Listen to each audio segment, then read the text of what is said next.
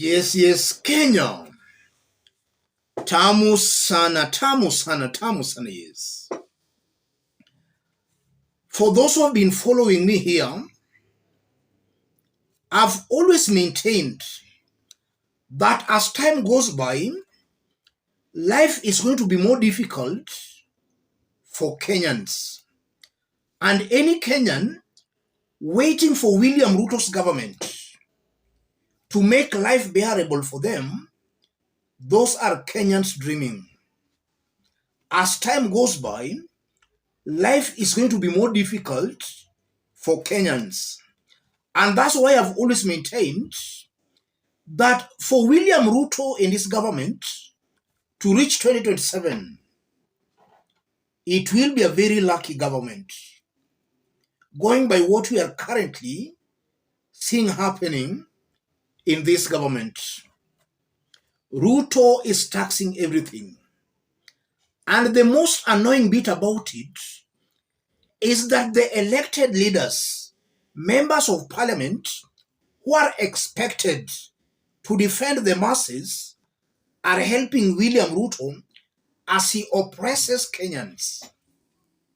Even some Azimio leaders who have been telling Kenyans that they are joining the government for development, they are helping William Ruto in oppressing the masses. In this video, I want us to listen to some remarks made by William Ruto before the August presidential election. For the remarks are going to inform our analysis in this video right now. Listen to this before we continue. There's also, a current subsidy in place for that. What do you think is the solution to the rising cost of fuel, which, as you know, drives the cost of a number of other products?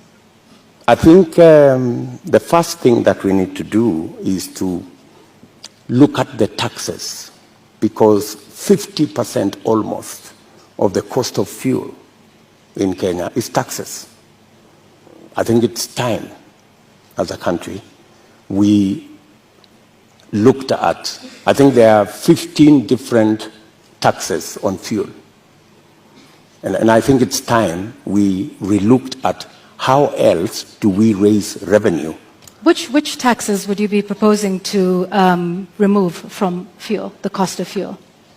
I think majority of the taxes that are in that bracket, I think there are almost 15 different taxes that are there. I do not have the specifics, but those 15, I think we need to interrogate these 15 different taxes. Which ones can we put aside so that, like other countries, we can limit the taxation on fuel? Okay, take, for example, let me VAT. ask, yeah, let me yes, okay, take, for example, VAT. Correct. I think we need to rethink taxation, VAT taxation on fuel. That was the latest inclusion of taxes on fuel. And I think it was very controversial. Yeah, Honorable Ruto, VAT on... That was William Ruto before the August presidential election. And at that time, William Ruto was talking about taxes. And from his remarks, he was saying that Kenyans were suffering because of taxes. And in the event he became the president, he was going to do away with some of the taxes. Now, as the president, he has not only increased the taxes, but also created new tax avenues. Yes, he's literally taxing everything. Let's borrow some words of wisdom from Winston Churchill.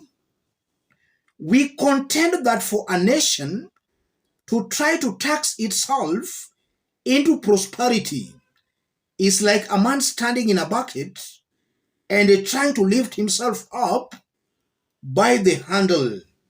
Winston Churchill. Yes, If you look at William Ruto, Ruto believes that the only way he can stabilize the economy is by overtaxing Kenyans, by introducing new tax brackets. But Ruto is not addressing the real issues that is making Kenya actually lag behind in terms of economic stability and even development. Look at the expanded size of William Ruto's government. Ruto has created positions that are clearly not necessary. 50 CASs. This is madness, ladies and gentlemen. Very corrupt individuals who had even been charged in court, their corruption cases being dropped, and they're being given government jobs. Very corrupt individuals. And that only means that these individuals will even be more corrupt in that they will be using their offices as shields from prosecution. Look at the nature of appointments in the government. Appointments are being made along ethnic lines and political party lines. It's clear this government is getting it completely wrong. Everything this government is doing, they are actually doing the opposite. And this is why this government is coming out to me as clueless, a very naive and politically clueless team. Very clueless on governance. They have no formula of addressing the current political and economic situation Kenyans are going through. That's a fact, ladies and gentlemen. And now, just as I did state when we were starting, the so-called elected leaders, and in our next analysis, I'm going to dwell more on this. As Kenyans target William Ruto, they should equally target these leaders supporting William Ruto's government. Let any leader supporting William Ruto's government not come and cheat you that they have got an agenda or a plan of uplifting the livelihoods of the people.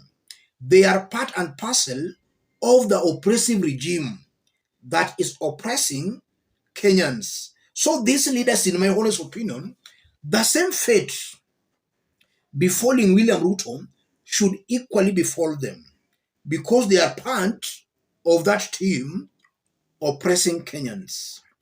Listening to William Ruto before the campaigns, it's clear this is a lying president. So Ruto and his team literally do not pass the tests of Chapter 6 of our Constitution, leadership and integrity. Ruto fails that test badly. And if our leaders were actually doing their role properly, an impeachment motion should and ought to have been pressed, or rather moved, against William Ruto and some of his allies. This is just a government that does not deserve any leadership at all. Let me stop it there, ladies and gentlemen. But just as I did indicate when we were starting, if you are watching us, but you have not yet subscribed, subscribe, give this video a like. And to our fans and subscribers here, I'm very much humbled, very grateful for the kind of support you are giving me here. God bless you, God bless Kenya. And most importantly, before I forget, if the trend continues, then the only realistic thing that will happen, unless otherwise, Kenyans will turn against this government. Because from the way the government is now doing things, it's assuming that now it has boxed Kenyans into a corner. But Ruto and his team should and must be told, hii dunia si ya mtu. The same hands and the same people who might be cheering this government might be the first people to rebel against this government. Let's meet in our next analysis. Thank you.